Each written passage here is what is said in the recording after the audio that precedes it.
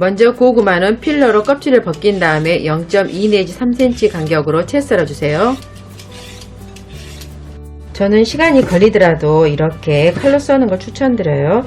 채칼이 물론 편하고 빨라서 좋기는 한데 아무래도 얇게 썰어져서 제대로 된 식감이 안 나더라고요. 이렇게 칼로 썰어주면 나중에 아작아작해서 훨씬 더 맛있답니다.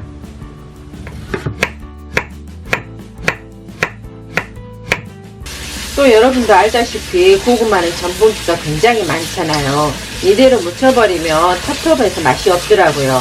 그래서 3번 정도 물을 갈아감싸게 깨끗하게 씻어서 전분기를 빼주도록 할게요.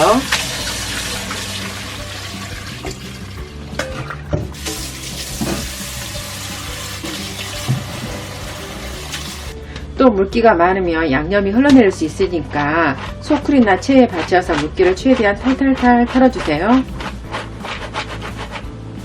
그리고 고구마에 없는 맛있는 향을 더해주기 위해서 이렇게 부추를 넣어줄 건데 이게 없으시면 대파, 실파, 쪽파도 괜찮아요.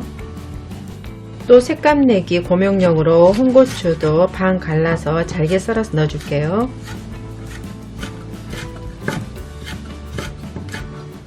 이제 고구마에 고춧가루 넣고 밑색을 입혀주세요. 이렇게 해놓으면 색감도 발그스름하고 나중에 양념도 더 착 달라붙는답니다.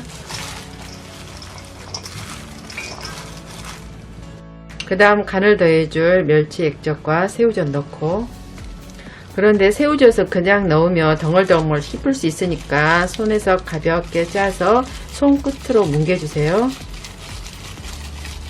또 양념이 빠지지 않고 꼭 들어가는 다진 마늘과 다진 생강 넣고, 그리고 단맛을 더해주기 위해서 매실청을 넣어줄 건데 우리 고구마 상태에 따라서 다 다르잖아요. 막 처음에 조금 넣어보시고 다 묻힌 다음에 한번 맛보시고 좀 더 달았으면 좋겠네 하시면 그때 넣으시면 돼요. 이렇게 다 넣고 양념이 잘 묻도록 뒤적여 주세요. 그 다음 부추, 홍고추, 통깨만 뿌려주시면 오늘의 요리 끝. 다 섞은 다음에 한번 맛을 봐보세요. 싱거우시면 멸치 액젓, 고춧가루, 설탕을 추가로 더 넣으시면 돼요. 먼저 고구마는 껍질을 벗긴 다음에 가늘게 채 썰어주세요. 이거 너무 또 두껍게 썰면 잘 안 익을 수 있으니까 무생채 두께로 가늘게 썰어주세요.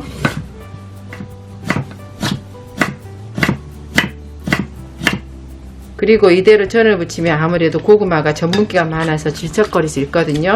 이렇게 가볍게 한번 씻어서 전분기를 빼주도록 할게요. 그 다음 흰 대파와 청양고추는 잘게 썰어주세요. 흰 대파는 향긋함을 더해줘서 전에 풍미를 높여주고, 청양고추는 전에 느끼함을 잡아줘서 좋더라고요. 근데 이제 매운 거 못 드신 분들은 한 개만 넣으셔도 괜찮아요.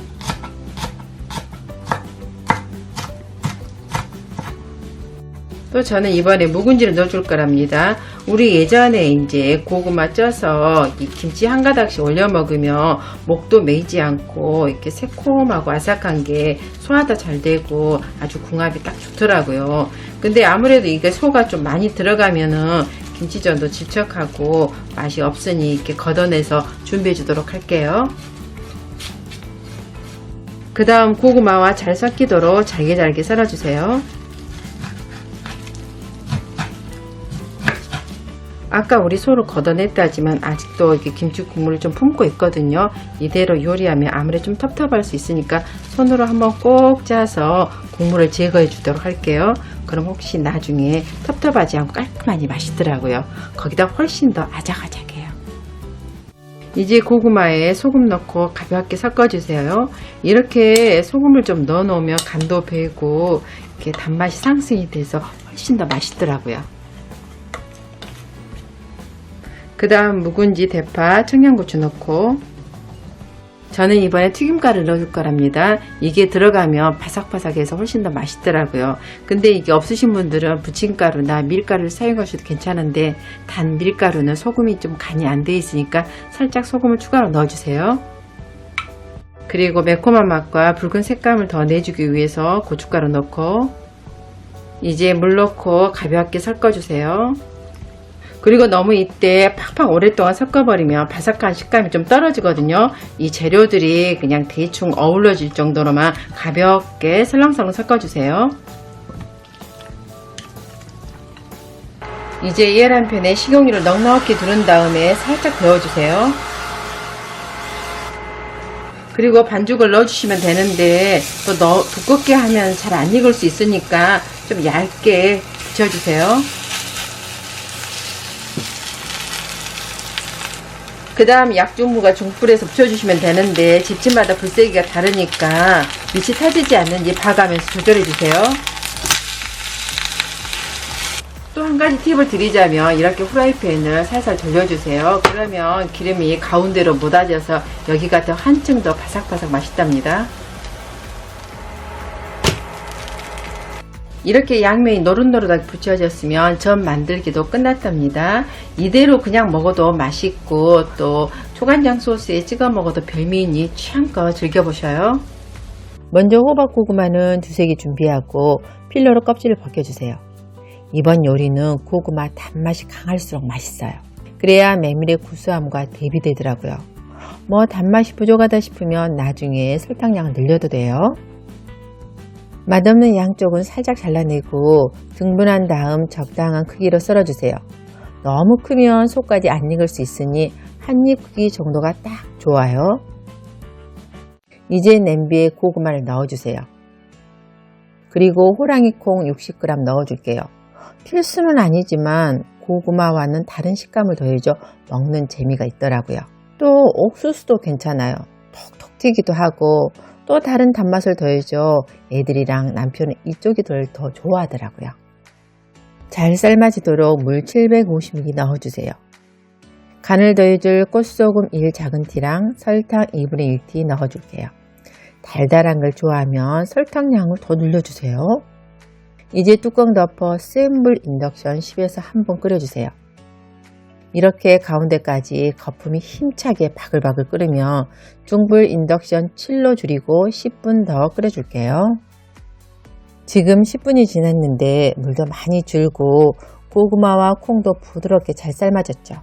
이제 불을 중약불 인덕션 5로 줄이고 메밀가루 70g 넣어주세요. 이게 포인트예요.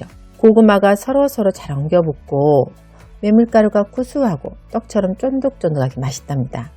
이제 메밀이 어느 정도 익도록 뚜껑 덮어 3 내지 5분 정도 가만 놔둬주세요. 3분 정도 지나서 메밀이 살짝 익었다 싶으면 이제 불을 약불 3으로 줄이고 고구마에 가루가 엉겨붙도록 뒤적여주세요. 힘줘서 팍팍 뒤섞일 필요는 없고 겉에 날가루가 안 보일 정도로 해주면 돼요. 그런데 이제 메밀이 생각보다 물을 많이 흡수하다 보니 중간에 물이 살짝 부족할 수 있거든요. 그럴 때는 이렇게 메밀 날가루가 남아있는 곳에 뜨거운 물을 살짝 묻혀주세요. 그러면 금방 익더라고요. 단 이것도 너무 많이 들어가면 또 죽처럼 무거워질 수 있으니까 우리 자주 먹는 고구마 샐러드 정도로 단단하면서 촉촉한 농도감이 나올 정도면 될 것 같네요. 이렇게 가루가 안 보일 정도로 잘 섞어졌으면 불 끄고 남은 열이 범벅에 쫙 퍼지도록 뚜껑 덮어 5분 더 뜸들여 줄게요. 이렇게 5분이 지나 메밀가루도 익었으면 고구마 범벅 만들기가 다 끝났답니다. 어때요? 잘 보셨나요? 고구마 범벅은 고구마에 메밀가루를 넣어 버무린 요리로 메밀가루 특유의 구수함과 쫀득함이 더해져 떡처럼 찰지면서도 고구마의 달달함이 적절하게 어우러져 먹는 재미가 진짜 쏠쏠하더라고요. 냉장고에 넣어두었다가 간식이나 아침 대용으로도 딱 좋으니 여러분도 고구마 많을 때 꼭 이렇게 해보세요. 그럼 오늘도 끝까지 시청해 주셔서 감사합니다.